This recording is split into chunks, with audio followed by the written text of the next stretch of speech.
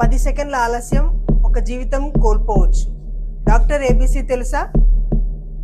D for danger, ముందు area safety ఉందో లేదా చూసుకోండి. R for response, are you okay, are you okay అని భుజాలను తట్టి చెక్ చేయండి. తర్వాత కాల్ ఫర్ హెల్ప్, ఎవరైనా 108 పిలవండి, ఎవరైనా మెడికల్ సర్వీస్ పిలవండి.